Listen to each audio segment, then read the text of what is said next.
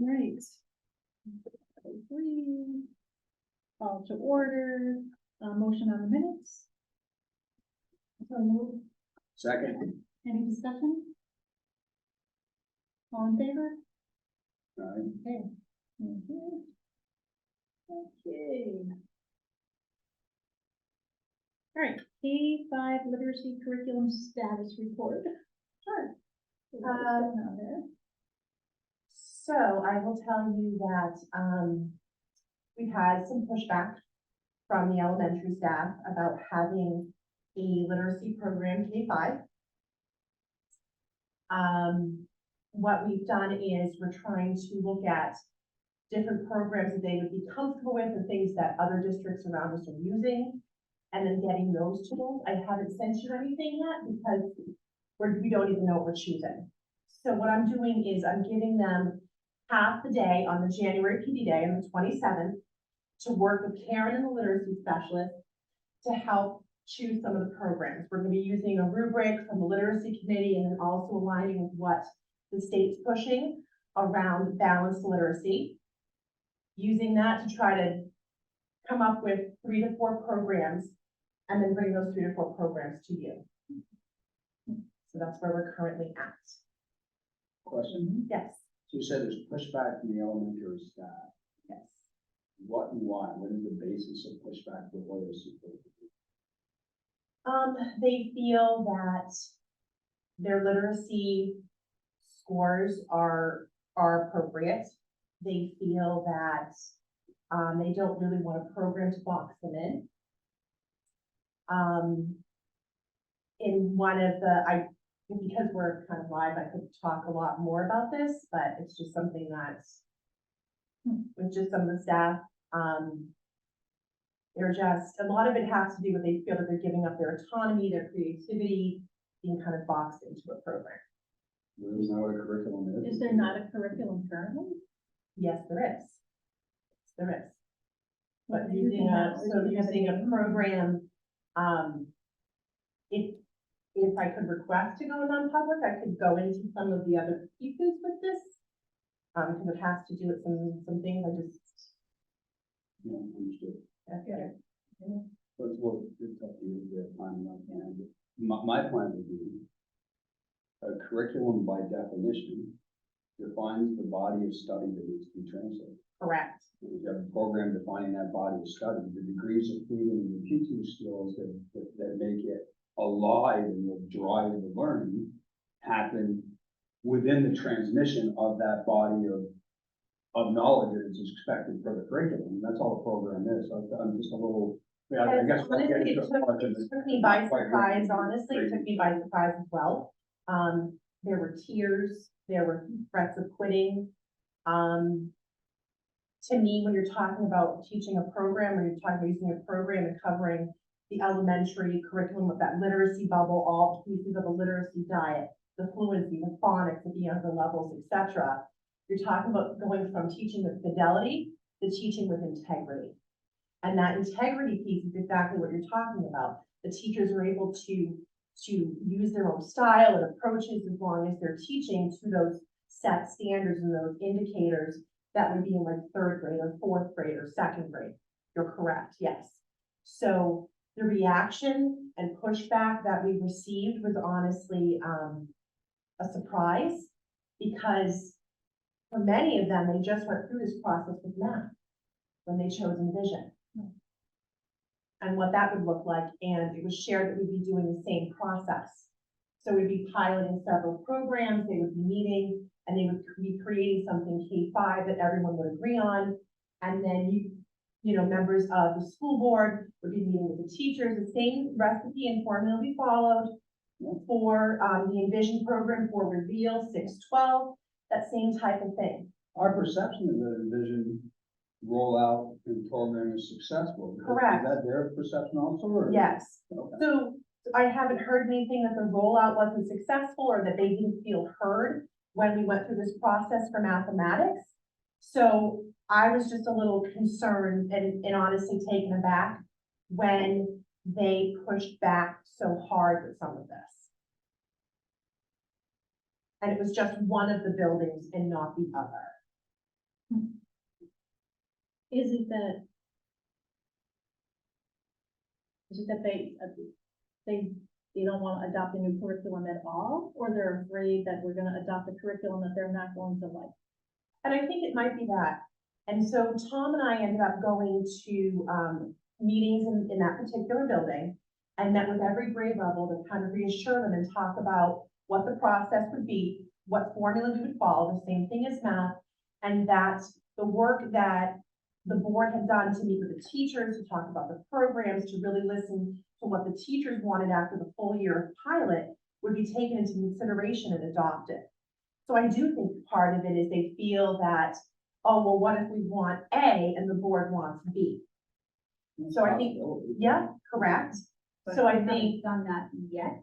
I mean, and we listened pointed that to our- out. Yeah, I mean, it depends on the amount of effort, rigor that's put in. Yes, I mean, if, for example, you came up and said, we want a literacy program where we never use phonics and there is no requirement that any child learns how to read, so long as they're happy about where they are and they can do their colors. Right. Then the board would say, well, okay, thank you for your input. I would think the board would say that's not sufficient for a literacy program. neither would I. So, I mean, I'm using the extreme to make the Yes, point, so, absolutely. I mean, we need to be working together. Yeah, I mean, ultimately, the board set policy that they want to be quite statement in that. So you feel like there's still forward movement? Yes, there's In a definitely positive forward direction. movement. So I gave them, I said, okay, well, what would help you? If we had time, okay, great. We have these PD days.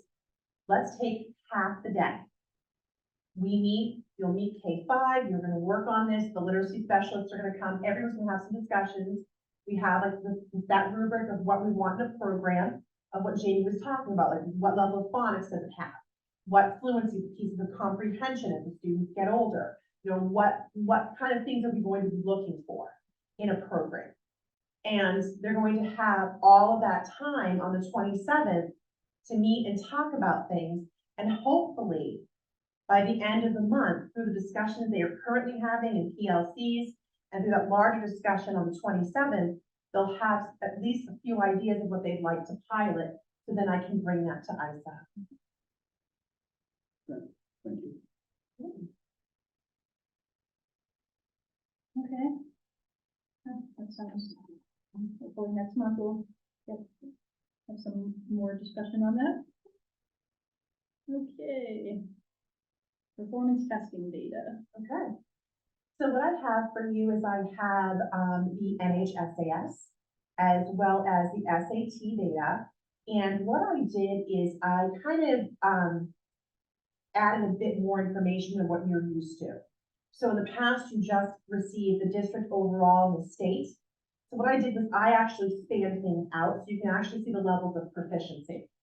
So you have a proficiency level of students that are 3 or 4, so those are the passing scores. And then you have the percentage of students in each grade level that are a level 4, what we consider like the A's. And then you have a level 3, a level 2, and a level 1. So you're able to see that. And then you're also able to see our districts compared to where our state's at each level. And I've included the 2021 school year, so 2 years ago, and then also last year's data from the 21 and 22 as a comparison. We were expecting more people, so I didn't know if you wanted me to do a data-driven dialogue like I would do in a PLC meeting with the staff, or if you just would like me to pass up information and we can kind of discuss it. Whatever you're more comfortable with, but I'd like to. Yeah. Yeah, absolutely. Let's So why don't we just do that? And then I also have, thank you, Jamie, I also have for you the NEWA information, and we can look at that after as well. Okay.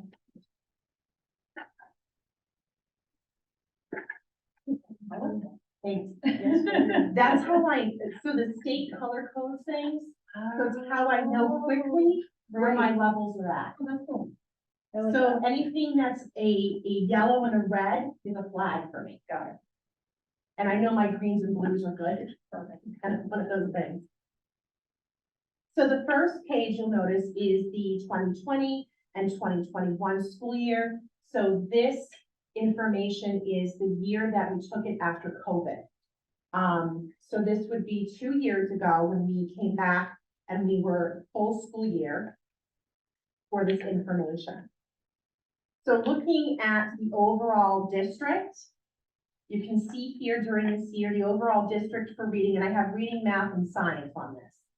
So the overall district score, proficiency level of 3 or 4, so passing scores, including SATs, I put in this as well, is 51%. The 2 state years ago. was 52. That's 2 years ago. That's 2 years ago, yes, correct. 2 years ago. And then for math, a level 3 and a 4, 2 years ago, the district overall was 28. The state was 38. And for science, 2 years ago, the proficiency level of a 3 and a 4 was 28 overall, and the state was a 37.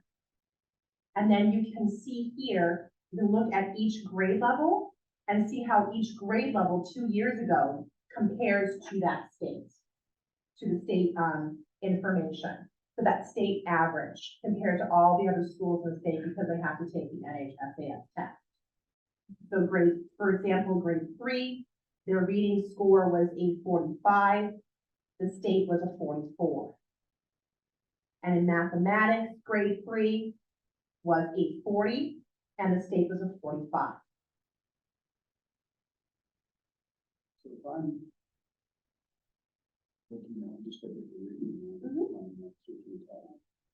second ago, when I say, geez, we're better in third, we're better in fourth, we're equal in fifth, because the state average, that's not a good bar. State Yeah, average is correct. poor also. Yes. In a comparison mode, all right, I'm gonna look at that. But then I see we get to the middle school, Mm-hmm. and we drop into 6th and 7th, but then recover by the 8th. Am I reading and understanding that comparison correct? So 2 years ago, yes. Okay. What we want to do is we want to kind of flip the page and look at what our results were from last year. So last year overall in reading, our district was a 43, the state was a 51. And The look, worst. yes, this is why when I had the conversation with you last month, about my level of concern, yes. So looking at across the board, looking at, 4th grade, they were right where the state was, but then grade 5 is a 42, the state's a 54. Grade 6, a 41, the state's a 53. Grade 7, 49, state's a 49. And then look at grade 8 the following year, different kids, but grade 8 is a 35 and the state's a 46. Can we look at, so if we look at kids in grade 7 in 2021, and then we Correct. get kids in grade 8 in 21, 22, that's the same thing. Those are the same kids, those are the same cohort of children, yes. So you can look at, they scored in reading in 7th grade, a 36. We went from a And then- 15-point gap to a 11-point gap following year. They're still, I mean, the numbers are horrific. Yes.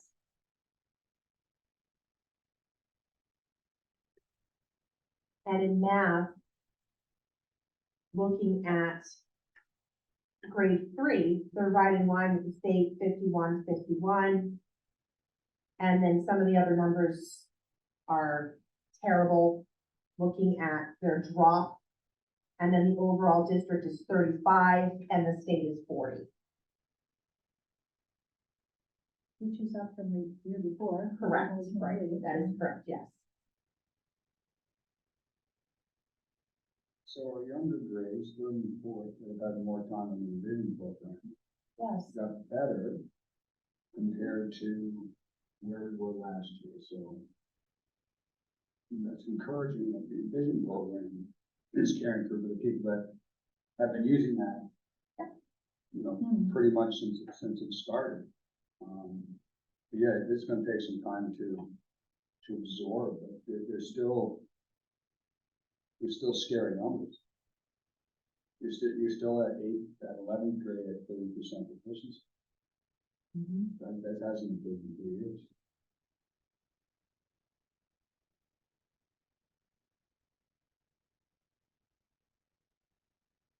I'm sorry, what are you looking at, 11? through Just the final, grade 11 math. 11 through- Yeah, it's 24, Okay. and then the state's at 37.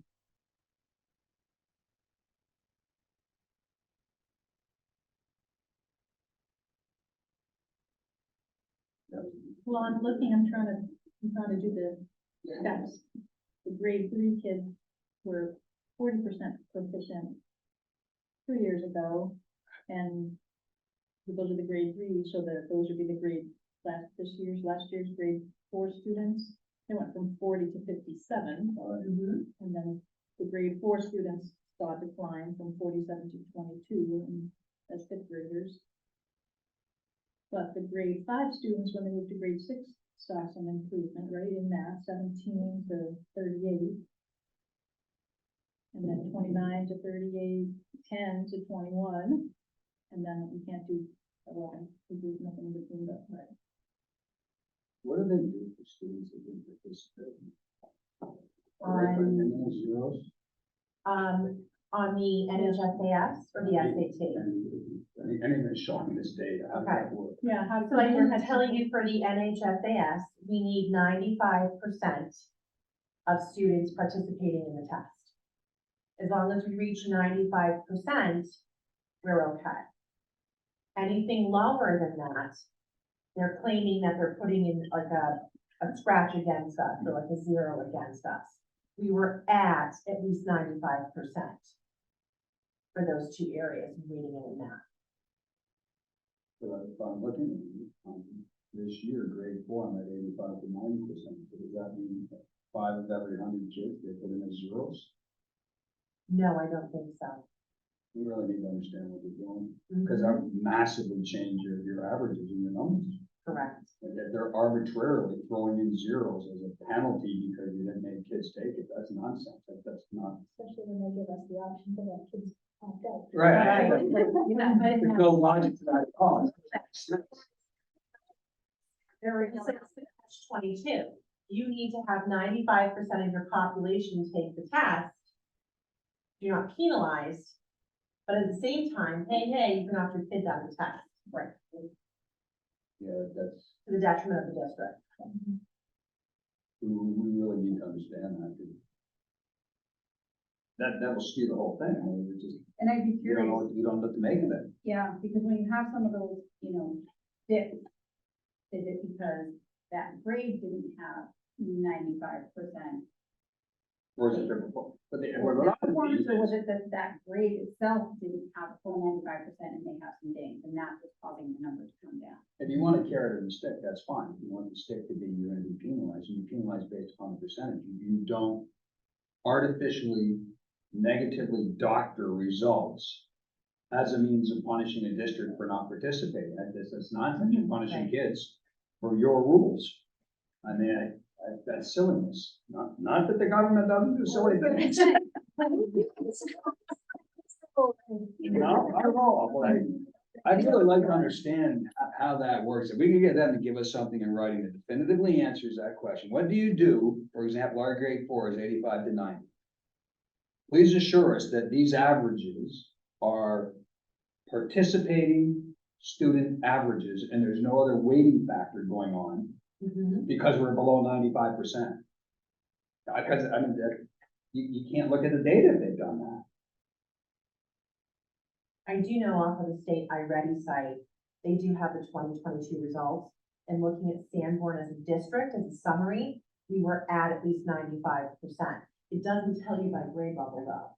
So there's a lot of this that they're not transparent with, and we were getting the results so I have late. no problem being a complete pain in the neck to Elba's office to try and get this. Because- That's a shocking statement. I mean, Yeah.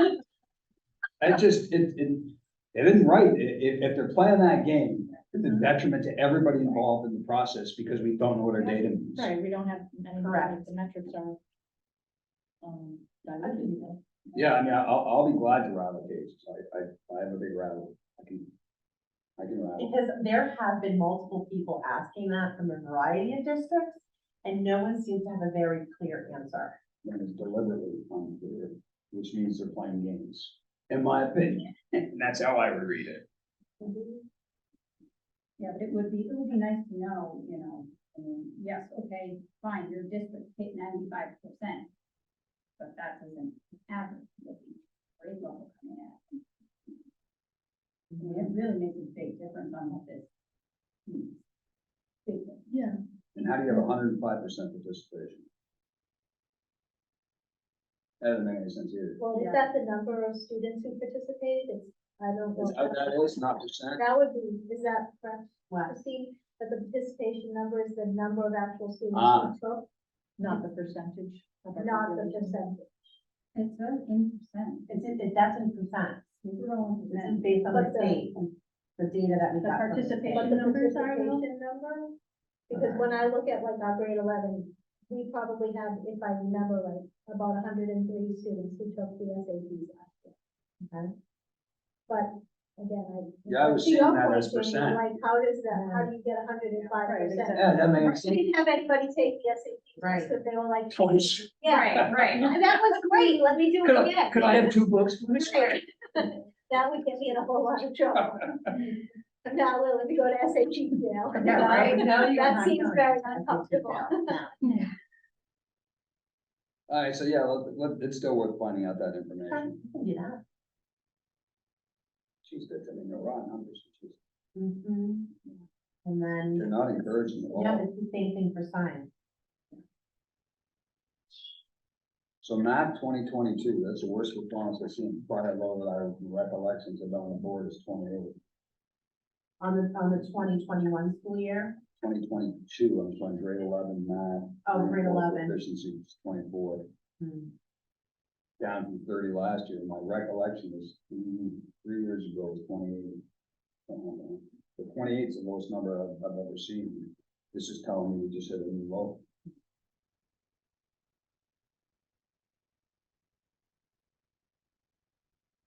See if I can find the number of kids that took the SATs in 2022, hmm.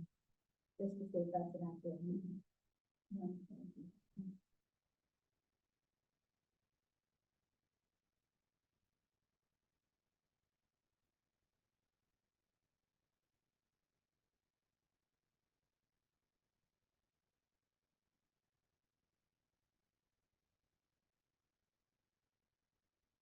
But there was improvement in the lower grades, yes.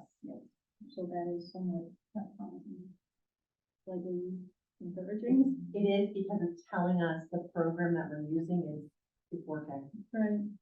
The other piece could also be at higher levels are just not as accurate because the parents have learned that they don't have to up their kids in. Mhm. So it could be even those numbers low. So Hmm. I'm guessing we're getting more accurate reading where we're at the lower levels, because the parents probably don't know that they can offset the yet. Or the kids aren't squawking to have them. Right. But as they get older, the kids start squawking more, the kids figure out that they can opt out, they tell the parents, Oh, yes, the parents, I know. oh, I know, I've had my kids ask me times, can I opt out? And I say, absolutely not, you are not doing that. Yeah. Keep the data. We do. You're taking the test. So Dawn, you bring up a good point about the messaging around this. Yeah.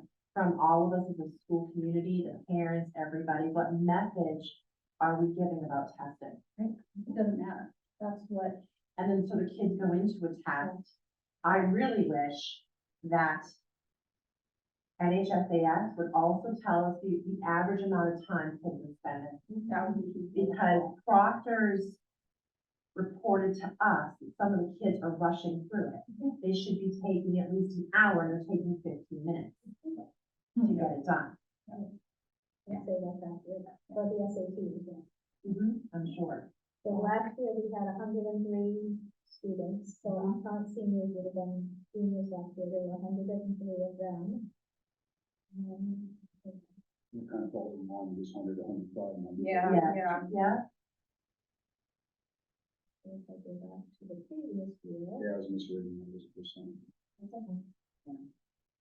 sure. because everything else on there is. Yeah, level 1%, yes. And this is all the aggregated data that's on the iReady site from the state. So let me ask the next question. Do you get the individualized data so that you can help put together, interventions and health programs for individual people based upon where they're struggling from these test results? Yes. So what I can actually see and what teachers can see, is they can actually go into their whole class, they can go into individual students, and they can click on it, and then they can actually see by standard. So let's say if it's a fiction standard, or, you know, looking at nonfiction text or vocabulary, whatever it is, they can click on it and they can see a snapshot of their class of how many kids are actually proficient in that. They're somewhat there, or they have no clue. They can actually base and do some teaching around it. They can take kids and put kids in groups that need a reteaching. Oh, these kids don't understand theme in a text. We can now take these 15 kids and do an intervention with those kids. It's the same thing for math. So a math teacher can say, oh, these students here from this test can tell me that they don't know how to multiply or divide fractions. So I'm going to be taking those groups of students and I can create something with that. Part of the issue is with this assessment is it's done at the end of the school year. And we have at least the data on the students immediately. We have nothing for comparisons with the state until really late the following year. Like in January? Like we're Correct. saying now? Like in December and in January. So looking at that and knowing that, the teachers are able to at least look at what they have for data and then pass that information on to the next grade level. So they're able to look at it, you know, when they sign up, they each have an account within the system and they can then look at what they have.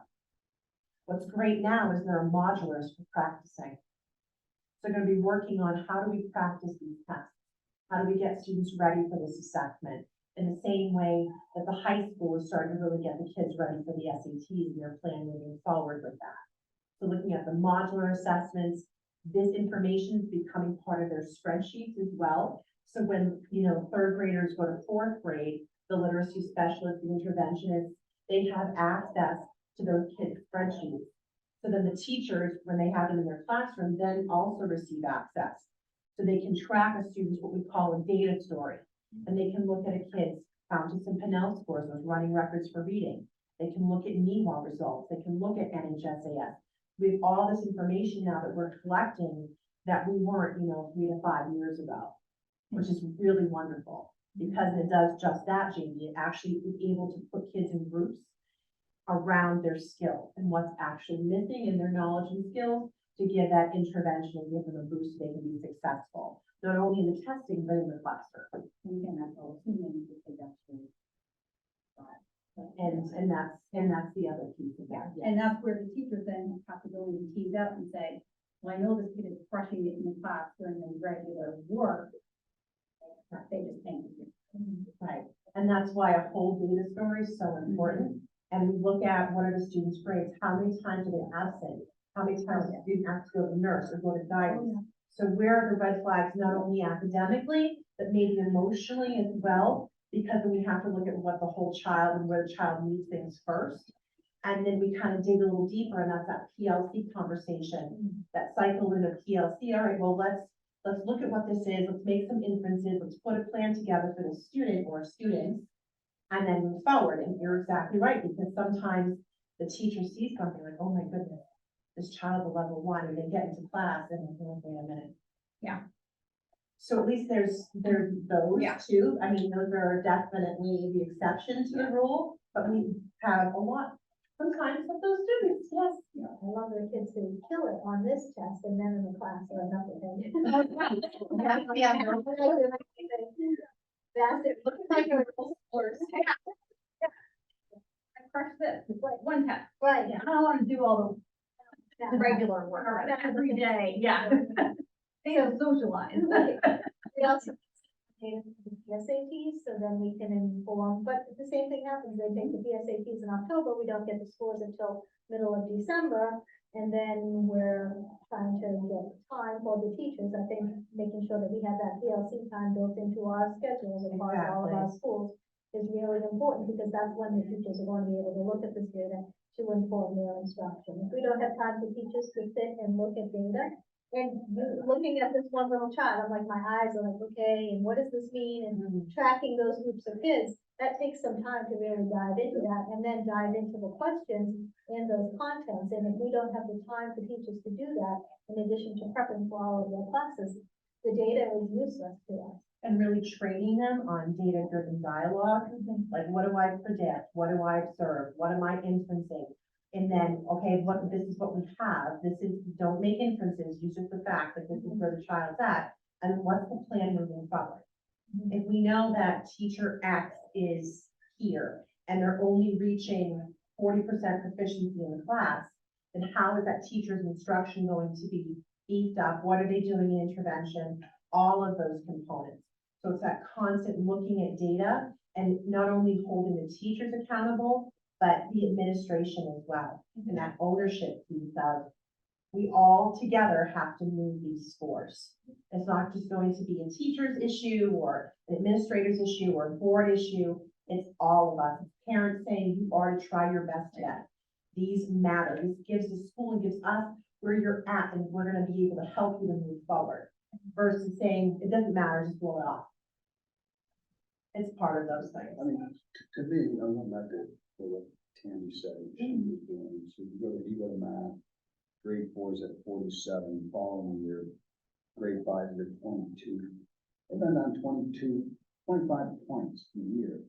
What is it that we're covering in 5th grade that we clearly were not successful in transferring to them, that we were successful in transferring to them in 4th grade? Or is it? Or is our 5th grade material not matching what this 5th grade test is? Or is it that a huge number of students didn't actually participate in the test? No, There's I mean, a lot that of would be a reasons. key area to understand, because there's an overperforming 4th grade math group Yeah. that's up against the state by 9 points. And then the very next year, they're dropping down to, 17. I mean, that's a huge, it's 30 points. No, 4th went from 47 to 22. So there's 22 versus 38 in the state. Before, they were 47 versus 41 in the state. So they went from overperforming the state average to underperforming the state average in a single year when we hit whatever 5th grade math is. So that'd be a good thing to start digging at, saying, what's the underlying there? Was it the different people that took it? They all, I mean, what did drove the that different- result? the different math curriculum play a part? in No, this? so it still envisions, but I think that's a great Well, question. but they So, would switch somewhere in there, right? so this was given to the teachers this afternoon in every building. And that's exactly what PLCs are going to start to do. Look at the year before, look at the year after, look what went well for them, digging into like, all right, where is my class really strong? What do I need to hit harder? And then also I'm giving them, which I just found by chance, is how the state weighs certain questions and certain standards on the test. So different standards are weighed more heavily in some grade levels than others. Something might only be worth 1 or 2 points in grade 6, but that same standard, same fraction, is worth 10 in grade 4. So I also want to look at their pacing guides, either their course syllabus at the high school, or look at the year at a glances. Because then, what are they teaching and what's not being taught till May that actually needs to be taught prior? Because those points matter. Like what's extensively taught and assessed and then reassessed again, make sure the kids are strong in it, because it's a numbers game too. Looking at, okay, we know that these 5 or 6 identified areas are really heavy in the NHSAS for math in 4th grade, then what's our pacing plan in order to make sure our kids are ready to take that test when we come back from April vacation? Right, A lot just- of them teaching to the test. I know. It's feeling like Massachusetts up here. It Yeah. does, but I think at this point, I think to help our students, to help our staff, as this test has changed and gone from 2 different interfaces, now the state owns it, I think we need to kind of look at, okay, well, these questions we weren't expecting, but now we know that this is going to really be part of what is expected at this grade level. So we just need to make sure that we taught this, instructed this to the best of our ability to see how our kids do. Because I do think some of it is because they haven't gotten to it yet. And part of it is the only way to beat that system and to avoid just the test is you have to lap them. You have to proceed at a pace faster than what the state is identifying as to what should be known here. So you need to accelerate the knowledge transfer earlier, so that it's not possible to hit the questions prior to you having reviewed it, because I don't pick the number. You're running 3 to 6 months as the planned target ahead of the current guidelines as to where you should be at any particular time. I think that's one of the targets we get discussing later is algebra in 8th grade. I mean, which, would be like, all right, you're running ahead of the clock. So I think that's what you're talking about is how do we make sure that we're imparting the information so that when they're taking a 3rd grade test in October, we've already covered that initial 3rd grade material at the end of 2nd grade. And is that possible? I mean, what is the gap level? This would indicate that the gap levels aren't so bad in the earlier grades. Maybe that's an opportunity to build on success and give ourselves a chance. But it'd be interesting to get teacher feedback. They might say, "Are you kidding me? In order to get those numbers, we almost killed people." Right? Right. So I just don't have that feel. But clearly, if somebody's taking a test, but it's something we haven't covered yet, then they're not going to do well. Mhm. Yeah. Yeah. So the NEWA results were supposed to help inform us if we didn't get this data, but I think. I do have it, I know that we're short on time, so I know that she needs to give a presentation for, the diploma as well. Okay. So I do have them though, so I can pass them out, and I just didn't know how much time we had. Well, it would be I think mine helpful will to, Yeah. as like a baseline. Sure. Or as a comparison, if they're way off, then something messed up, right? So what I did here for you is, they have the rate scores and things, how many students tested.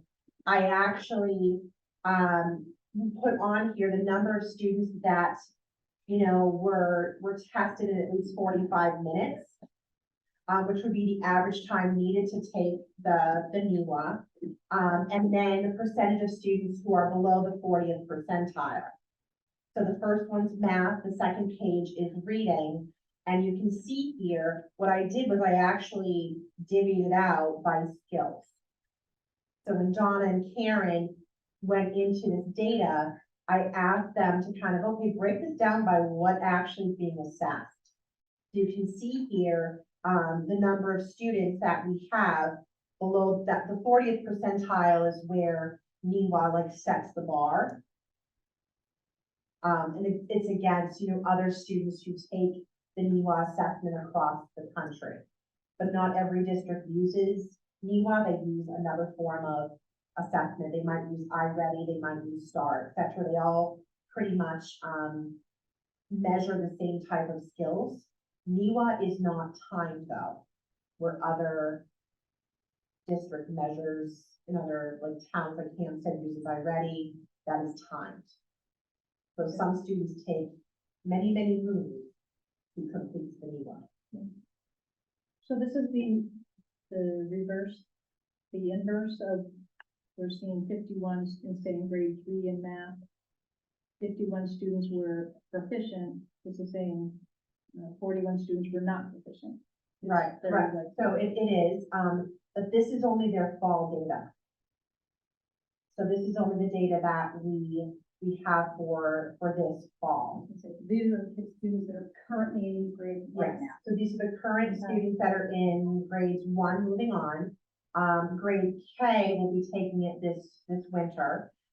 So the testing window is now open, so everybody has a schedule. We will have testing completed by February vacation. So we can have data to you for just a comparison.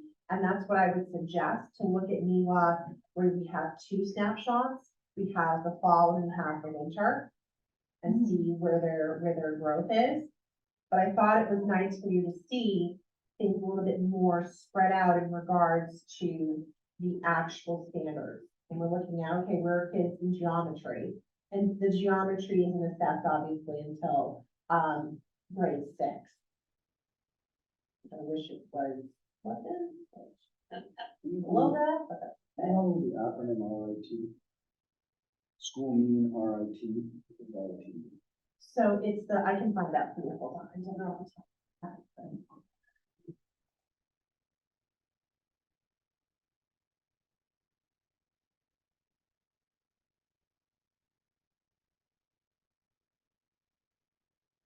Whatever it is, it's, the top line is us, the bottom line is their population of people taking the exam.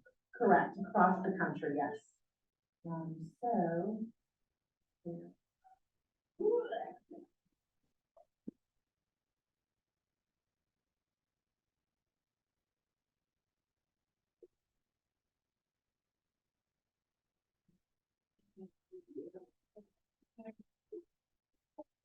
Right, oh, sorry. I'm gonna be just for games, but you guys are in a meeting. Cool. Real fun.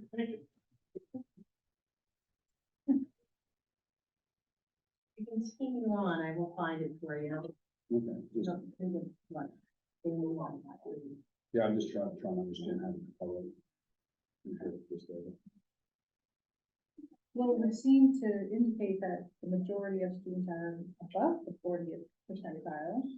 Because all of these numbers below are under 50. Well, except for straight math, which is exactly 50. And interestingly, we seem to track quite in line in slight deviations, grade to grade, with their countrywide examination from everybody using them. Right. Whereas we had some big differences just in the state and the NHSAS. There's only a couple of points differences between these.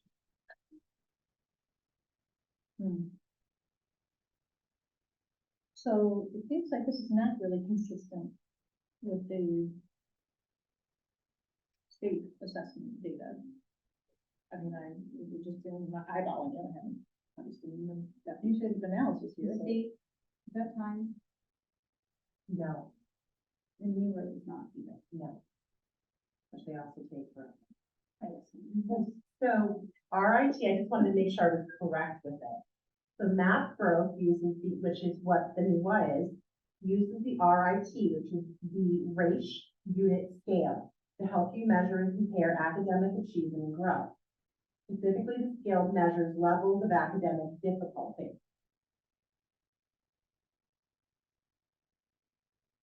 Provides specific statements showing the content associated with a RIT band. So it's a band of learning statements that, which are directly aligned to your state standards.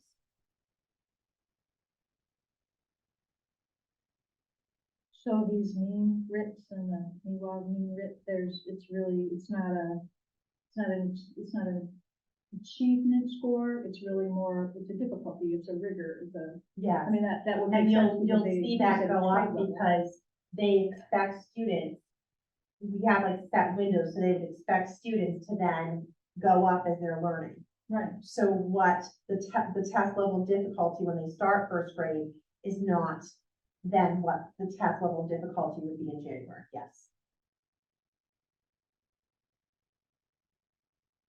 And it's the still standards- encouraging that Yes. we're kind of hanging with the national. mean. But if you're right, with what you just said, it's a band of learning, then you'd expect them, because this is their band of learning that they're defining. So you'd expect that they're defining it the same way, both nationally and for each school. So I'll have to do some But the research on school what that results means. are where the kids, because the test is dynamic. The NEWA is dynamic. Your level of difficulty as a student increases as you take it.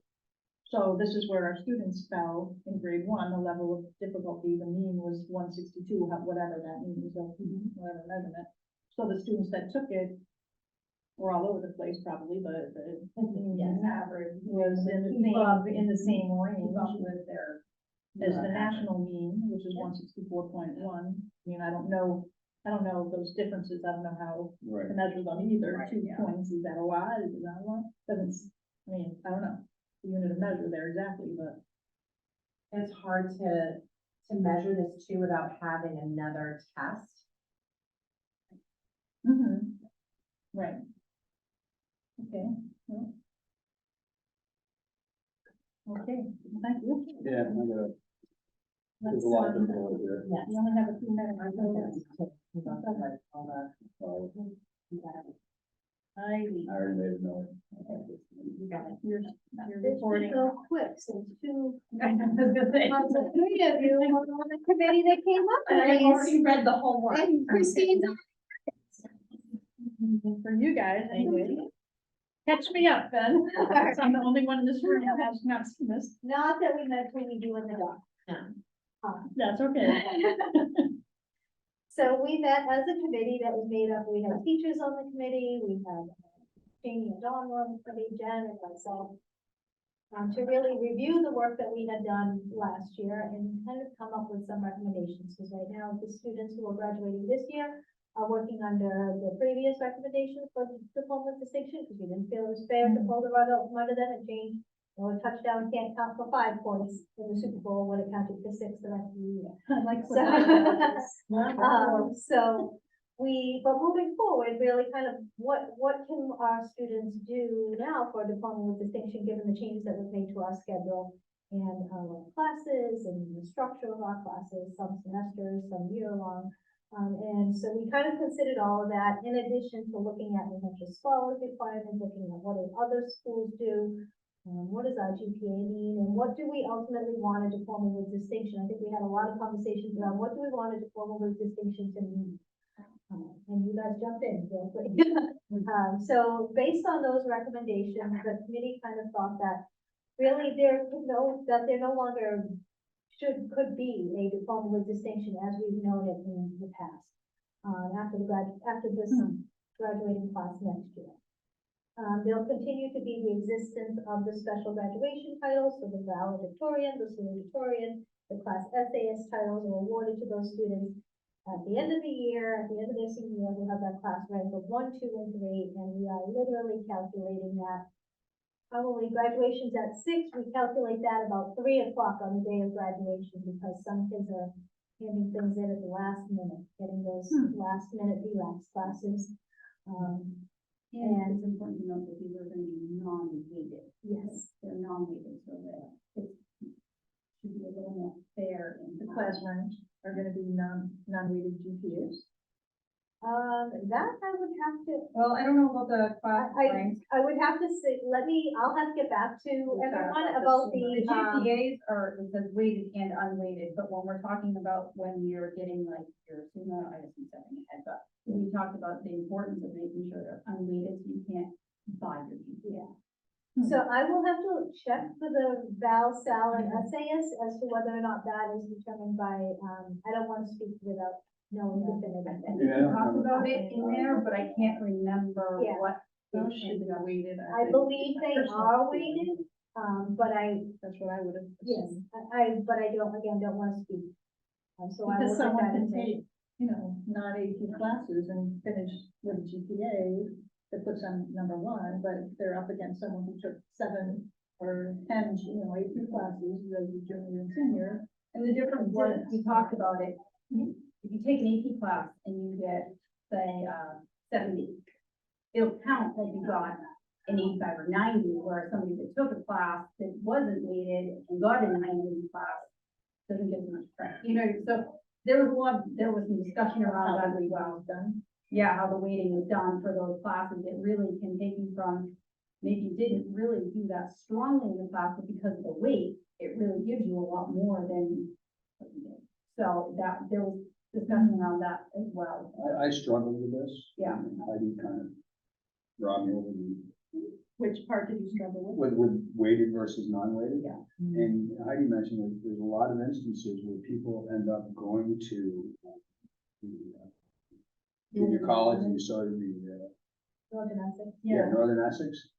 And they go for what I would say less than rigorous courses, because just because you took that course You get an A in that course, it's a 5.0 rather than a 4.0 because you took it somewhere else, even if it's less rigorous than, say, our basic calculus course. But they would be able to, because I've heard, for lack of a better word, they took an art class. And they got a 5.0 with an art class that really was based upon how creative are you, you can do whatever you want, so long as you turn your things in on time, you get a 5.0. Whereas somebody that's busting, yeah, in-house doing like 3 cal or something. Classes, or, you know, there was a lot of discussion about that, and the fact that you can really buy your GPA, you know, by Game having, system. you can play it. So it was about trying to, at least for this part of it, and we'll have to look into it, because I don't remember when. I am we got almost on that. 100% positive it is class ranked. But to make sure that when kids are getting recognized for their work and effort and where the With the GPA. different SUMA, the Yeah, exactly, it was more of an even playing field. So if you can't, so if you're a student that whose family can't afford to pay, you know, hundreds of dollars for a bunch of, you know, dual enrollment courses or MP courses, but you took honors classes or whatever classes, you still get credit for doing the work and getting that GPA. Trying to make sure that everybody kind of gets recognized. So the determination, so we're not going to change the Val, Sal, and SAS. We'll still continue to keep those because they're very highly coveted and highly respected, as they should be. And instead of having a diploma with distinction, diploma, honors diploma, and a standard diploma, we would have mirror our diplomas to our honor roll. So summa cum laude, magna, and cum laude. And those would be based on a non-weighted GPA, to speak to what Jamie and Don have said, based on, you know, kind of leveling the playing field for everybody, and it would be based on, a SUMA would be a 4.0 or higher, non-weighted cumulative GPA. A magna would be 3.4 to 3.9, and the SUMA would be 3 to 3.6. And students on track to be that SUMA would, at the end of grade 11, would be invited to the senior honor recognition. Can you get any higher than 4.0 with a Yeah. non-weighted GPA? With a non-weighted GPA? That's what it says here. Right. Cumulative non-weighted GPA 4.0. How many people are gonna have at that dinner that are gonna have a 4.0 or higher? Not very many, I wouldn't think. You have to modify those. We may have to look at those based on our current grades. Up till this point, if a grade was, so if a grade went in as a 4.0, it was actually weighted as a 4.3, even if it was a CP class. As we transition from 100 point scale to the standard based rating, now that we're going back to the 100 point scale, we may have to. That was another question I had, because these numbers are based on the 4.0 scale. We changed that, didn't we? But students still will have a GPA. We have to still have a GPA. That's based on the 4.0 I scale. don't- It's based on the 4.0. So on here, because we also changed the honor roll structure, the whole point is change the honor roll structure to match this, and we do have it here with a 3.3. I was gonna say, I got this. A 3.3 to 3.7, and then 3.0 to 3.3. So if you look back, those, I think that's what it's supposed to be on the other side. Yeah, I think. I think you're Seems right. rich. We wanted to have a kid who was like, okay, I'm getting recognized on the honor roll as a summa cum laude. So when they graduate, they will know, okay, I'm looking at graduating summa cum laude. So it's tangible for them, and it's tangible for the parents. So it directly relates, because before it was like, there was not really a correlation between the honor roll versus if you were gonna graduate with distinction, because you didn't have to make honors or high honors to still graduate with distinction. And in order to make sure there was no, well, but my kid is, you know, got the grades for before it was honors with distinction, but they didn't get honors with distinction, they were graduate with distinction because they didn't meet these other criteria. It's misleading. So we're trying to make sure that everything was straight across the board. So there wasn't confusion. That was really, I think, a big piece that we all looked at, was making sure that it was easy to understand. I think we had a little bit of philosophy, keep it simple. That's exactly what it was. Salad, that's not how. I mean, I'm stupid, but that. Right. Back in the day. The other aspect of it struggled with is how to, and we came up with things that were Rube Goldberg-ish, and Heidi would say, how many different diplomas are we up to now? Yeah. Right. And then we talked about changing the requirements of New Hampshire scholars, whatever, and Heidi would point out, scholarships are based upon that, you can impact the potential for people to get scholars. So we went down a lot of different paths before we ended up at this one. Right. So just for the folks who are at home who may be watching, because I did misspeak before, the SUMA would be based on a cumulative non-weighted GPA of 3.8 or higher, and the Magna would be a cumulative non-weighted GPA of 3.3 to a 3.7, and tomorrow will be 3.0 to 3.3. And that, as Dawn said, would mirror our honor roll structure, and this would all start with students who are graduating class of 2024.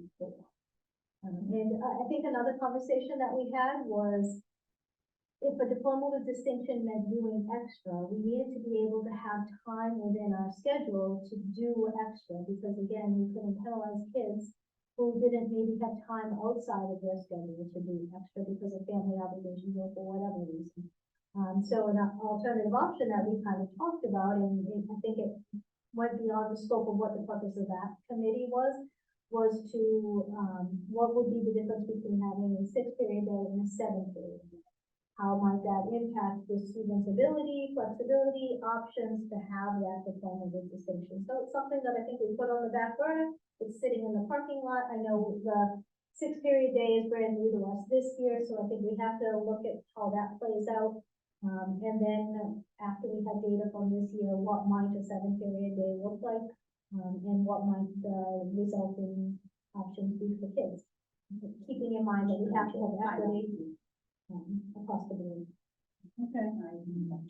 So, yeah, so we, so this needs to go to is the next stop, assuming we adopt it here, whatever you guys are.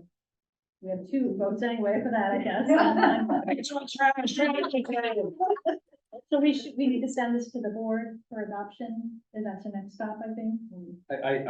I think that the plan was we could germinate on it in this meeting, and then in the next board meeting, not tonight, that we wanted on the board agenda. Yeah.